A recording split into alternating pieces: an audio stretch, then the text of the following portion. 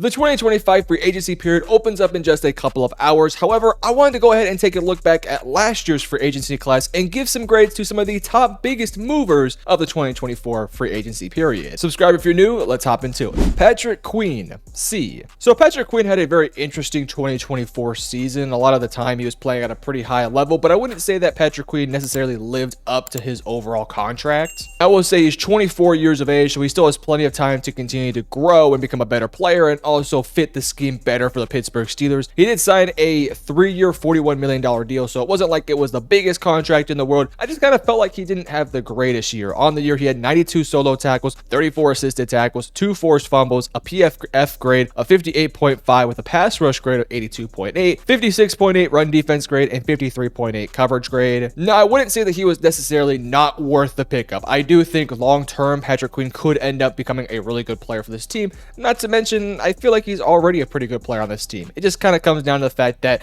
arguably you could have gotten him for a little bit cheaper and there was probably some better players on free agency, but overall I don't necessarily think it was a bad move. It just wasn't the move I think that the Pittsburgh Steelers were expecting, so that's why I ultimately give it a C. Josh Jacobs, A.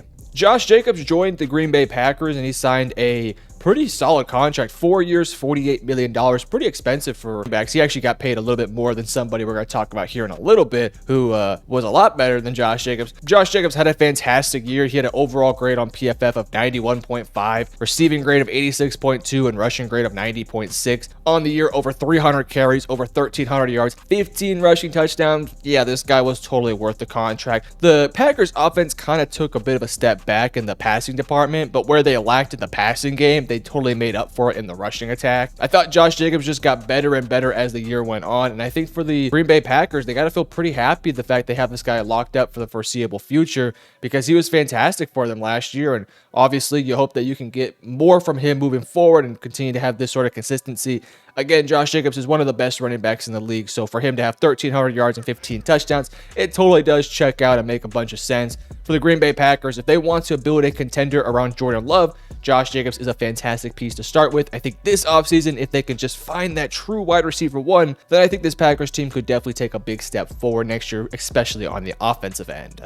Danielle Hunter, A. Danielle Hunter signed with the Houston Texans on a 2-year, $49 million deal. Don't quote me on this, but I'm pretty sure he actually just got his contract extended, or at least they're in talks to extend it. So that kind of tells you that the deal worked out. Danielle Hunter was fantastic for the Houston Texans next year. Kind of interesting. They actually essentially swapped him with Jonathan Greenard, who we'll talk about here in a little bit as well. And for the most part, it worked out for both teams. Both players had fantastic years. Danielle Hunter's a little bit older, and so he probably fits maybe a shorter window, but still he's only 30 years old, so he probably has another good 4 years or so in him. Via PFF, 82.7 overall grade with a pass rush grade of 80.7 and a run defense grade of 70.1. 25 solo tackles, 12 sacks, 7 assisted tackles, and 2 forced fumbles. For somebody who only signed a 2-year deal and is only 30 years of age, this contract was totally worth it. Danielle Hunter played perfectly alongside Will Anderson, and it does look like the defensive line for the Houston Texans is going to continue to just get better and better and better, especially if they do add some disruptors up the middle in the defensive interior. If they can find some guy there who can just get like 5 or 6 sacks, I mean, this could be one of the better defensive lines in the NFL. Hell, it already is because you have Danielle Hunter and Will freaking Anderson, but if you could just find that true disruptor up the middle, that defensive line can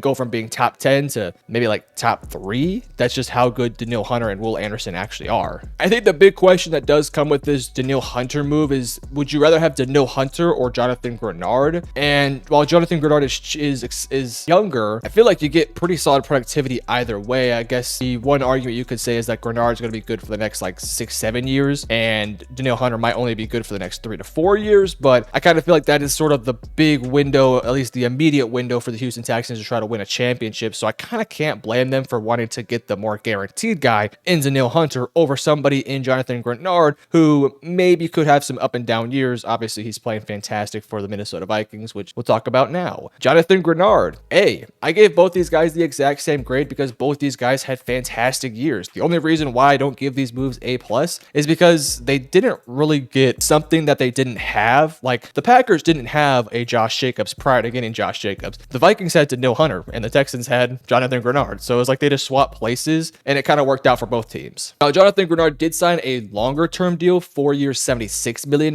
which is actually a little bit cheaper than what Danielle Hunter signed for, and I would say it worked out for the Vikings. He's only 27 years old, had 41 solo tackles, 11 sacks, 7 assisted tackles, and 3 forced fumbles. Very similar PFF grades, 80.8 overall grade, 80.0 pass rush grade, and 70.3 run defense grade. Basically, like identical numbers. I would say they both play sort of an edge outside linebacker hybrid, and I mean, both players were fantastic. Again, the only reason why I don't give it an A is because of or an A+, sorry, is because they kind of just swap places. So both teams technically, I suppose, made the right decision, but at the same time, both teams also could have just re-signed the player that was already on their team last year or the year prior, and they essentially would have gotten like the exact same player. So I don't know. If I was the Texans, I think I'd rather have the younger player in Jonathan Greenard, who's also a little bit cheaper. But if I was the Minnesota Vikings, I wouldn't care who we got because they're both essentially the same player. So all in all, both teams made it out lucky here. Both teams had excellent players or got excellent players. Both players are going to be long-term future assets for this team moving forward. They're going to be continuing to improve, continuing to fit the scheme better. And I think both these players have extremely bright futures with their rosters. And I also think that both those teams, the Vikings and the Texans, both have extremely bright futures. And a big reason why is because they have pass rushers. Bryce Huff, D. Now, Bryce Huff came into last year as a really intriguing free agent option because he was one of the only few pass rushers available that you could have potentially gotten some decent productivity from. Now, Bryce Huff was on the New York Jets prior and essentially was just a certified pass rusher. And a team like Philadelphia, who wanted to pair somebody up next with Josh Sweat, decided to take a bit of a flyer on Bryce Huff. And unfortunately, it was one of the worst moves of the offseason. Surprisingly, the Philadelphia Eagles do actually make mistakes, and this one kind of looks like it potentially would be. Bryce Huff signed a 3-year, $51 million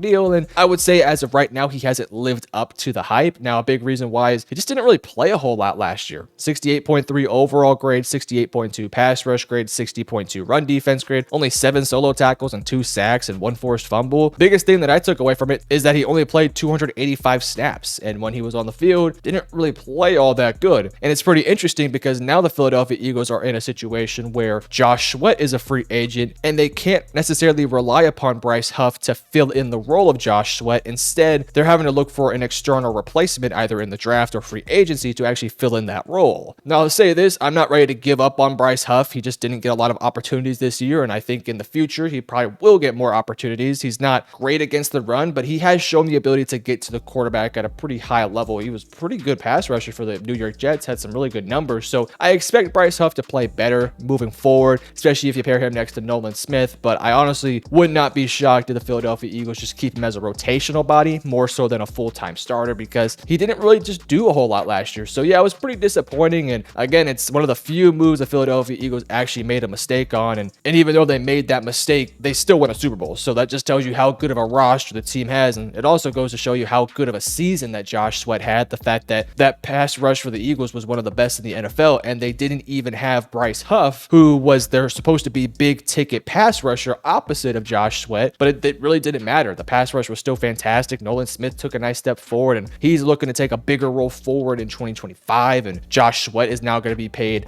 as one of the top free agents in this upcoming class, and I think he's going to be a heck of a player no matter where he goes. So yeah, this one was a bit of an unfortunate move here for the Philadelphia Eagles. Again, I do think moving forward, you could probably expect his productivity to skyrocket and become a little bit more, but I don't know if he's necessarily going to go from being a rotational body who doesn't get a lot of playing time, who's also injury prone, to all of a sudden being like this incredible pass rusher who can get you 10 sacks. So I think a nice step forward for Bryce Huff would be to just be on the field, get close to 6-7 sacks, and just kind of move forward with that. Xavier McKinney, A+. Xavier McKinney was one of my favorite players in last year's free agency period, and I was clamoring for teams to go out there and make sure they bring this guy in. And the Green Bay Packers, they absolutely struck gold with this pickup. They actually did it twice, and still somehow, some way, they didn't really make a deep playoff run. That's not necessarily those two guys' faults. Both Josh Jacobs and Xavier McKinney played fantastic. They just kind of have to build the roster around those pieces. Xavier McKinney via PFF, 62 solo tackles, 8 interceptions, 4 total pressures, only 20 25 receptions allowed, 84.8 overall grade, run defense grade of 67.6, and a 90.0 coverage grade. This dude was fantastic last year. This was a Packers secondary that could not create turnovers outside of Jair Alexander. This team really struggled to take the ball away from the opposite team. Xavier McKinney steps in there year one and gets you freaking 8 interceptions and looks like he's going to be one of the best safeties in the NFL. He's only 25 years of age. They have him locked up on a 4-year, $67 million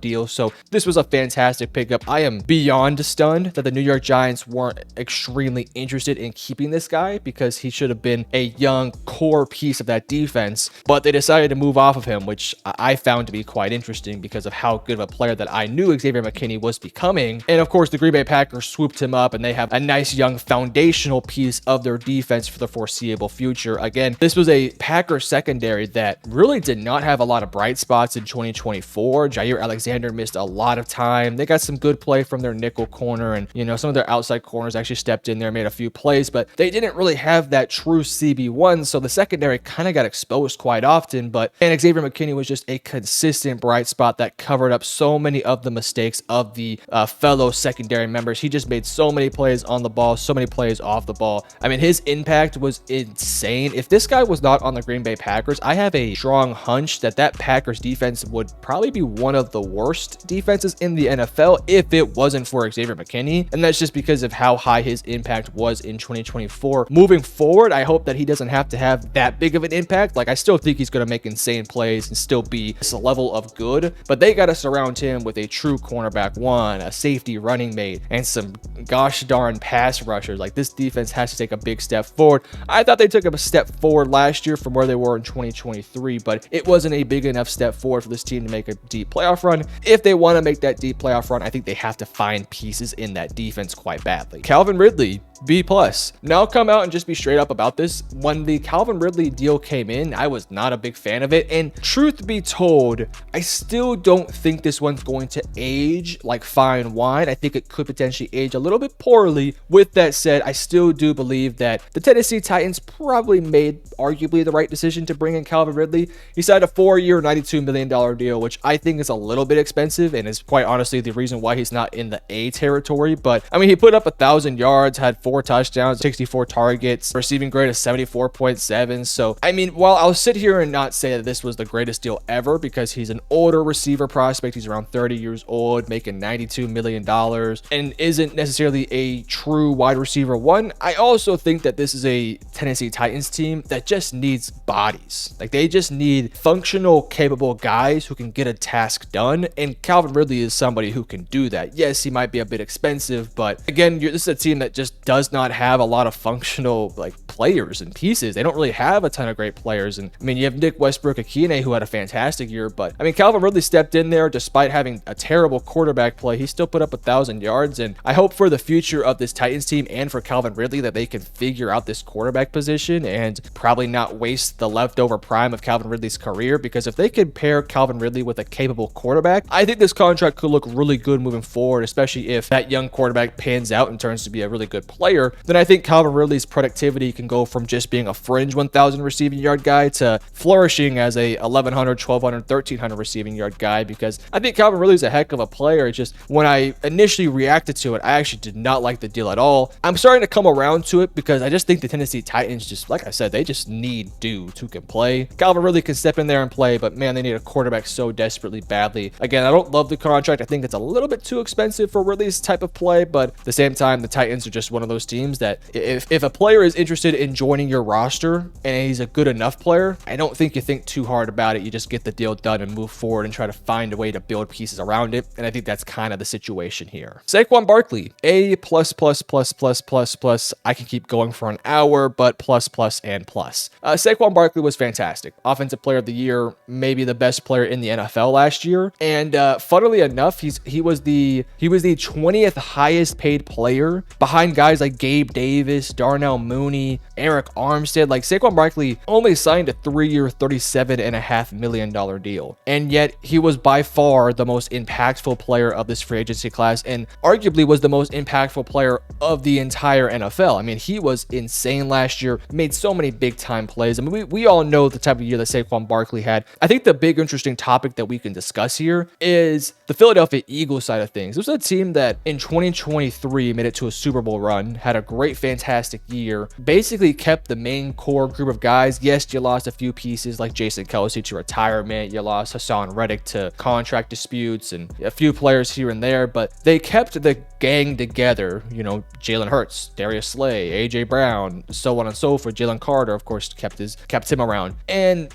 despite having a down 2024 season where they were a first-round exit, the team did not stay content with where they were and just assume the team would get better with a new head coach in town, right? They didn't re-sign DeAndre Swift despite DeAndre Swift having a fantastic year in 2024. The team went all in on surrounding this young group of guys to try and win a championship. You bring in Saquon, it pans out. He's probably the best player in the NFL right now. And you brought in Bryce Huff, and sure, the Bryce Huff deal didn't work out, but the aggression to go out there and sign these guys, to take a swing at the bat and see if you can get your team into contention through not just free agency, but also through the draft. Like, this is a team that consistently drafts the best player in the first round pretty often. Like, there's a strong argument that Quinyon Mitchell was one of the best players in the first round last year, and Eagles didn't really, they could have went a lot of different positions there. They could have went offensive line, could have went with an edge rusher, could have went with linebacker play because there was questions in that room before the draft, but they went with the best player on the board, which was Quinyon Mitchell. They also did the same in the second round when they took Cooper DeJean, and both those picks have aged so well. And now, yes, you messed up with the Bryce Huff deal, but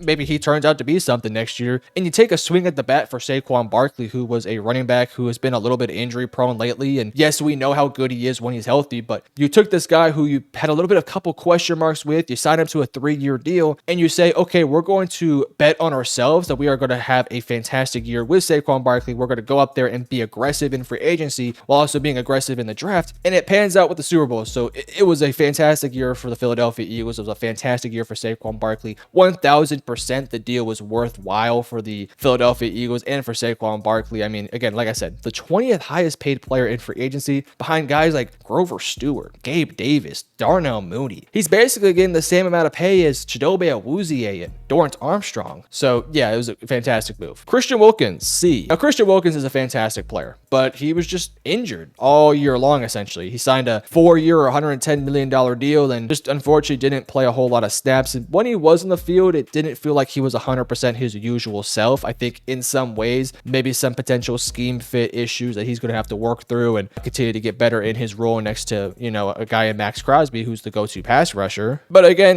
the reason why it's a C is because I think it's going to work out long-term. It just didn't really work out in 2024. He got injured, didn't play much, and now the Raiders have a top 7 pick because of it. So yeah, I think Christian Wilkins will be worth the contract. I mean, again, you pair up Max Crosby with Christian Wilkins, and you hope that Malcolm Kuntz or Tyree Wilson can perform out there and have a huge role this defense moving forward. And I think the defensive line should look really good next year. It just needs to stay healthy, and a big part of that is, of course, Christian Wilkins. Kirk Cousins, D-. This one is so fascinating because there's an argument that Kirk Cousins deserves an F, but he had some flashes last year that just reminded me of the typical old Kirk Cousins. I never liked the Kirk Cousins deal, to be honest with you, especially after the Michael Penix Jr. move. I liked the move initially, but once they took Michael Penix Jr., it didn't make any sense to have Penix Jr. and Kirk Cousins, especially when they took Penix Jr. with like a top 10 pick. So I never liked the move. It was a 4-year, $180 million deal, and it's hurting the Atlanta Falcons, quite frankly. This is a Falcons team that has a lot of different needs. They need some help on the in the receiving core. They need help in the edge rushing room. They need help with linebacker secondary, and they don't have the money to do so. And a big reason why is because of Kirk Cousins. And it's not like they can just cut Kirk Cousins or trade Kirk Cousins because his contract is so big that it's going to be essentially a Russell Wilson situation where you're paying him so much money to not even be on your team. So now the Falcons are kind of pigeonholed to hope that a team calls and tries to make a trade for him, or just have Kirk Cousins probably as your backup quarterback and eat his massive contract. Last year with the Falcons, he had 3,500 yards, 18 touchdowns, 16 picks. Again, I didn't think he played particularly great, especially down the back half of the season where he was really bad, but he had some moments. They had a nice little stretch there kind of in the middle of the season where they were looking like a really good team, and Kirk Cousins was playing some of his best football of that season. And then things just kind of fell apart, especially towards the back end of it. The earliest portion of it wasn't pretty either. And yeah, eventually they got to a point where they were fed up. They decided to move on to Michael Penix Jr. And I mean, the contract looks terrible. I mean, $180 million to essentially be a backup quarterback. I mean, that's a lot of money. And yes, you have a young rookie quarterback who won't be getting paid anytime soon, so you can take on a contract like Kirk Cousins. But Kirk's getting paid like a top 10 quarterback in the league, and I mean, there's no argument that he's even close to being a top 10 quarterback right now. Again, I could see a team potentially being interested in Kirk Cousins, but I can't really see a team being serious about going for Kirk Cousins at the same time because of how big his contract is. I think the player himself would garner interest, but the contract is what's going to hold teams back from potentially going after a Kirk Cousins. So for the Falcons, I mean, this sucks. You're not getting a franchise quarterback in Kirk Cousins. You're getting somebody who's likely going to be a backup quarterback, and now you have to eat a crap ton of dead money or just have him on your salary cap and figure out a way to work it into deals. And this team has a lot of issues they need to look to address. Like, they have to address a ton of pieces on the defense. They need some pieces on the offense. And yes, they can do that with the draft, but it would be nice if they had some open salary cap to actually make some moves in free agency moving forward. But again, because of the Kirk Cousins deal, they really can't do a whole lot. So yeah, it gets a D-. The only reason why it's not an F is because I thought you got a couple good games from Kirk Cousins that you can maybe hold your hat on. But yeah, it didn't work out, and it's going to be fascinating to see what they do moving forward with him.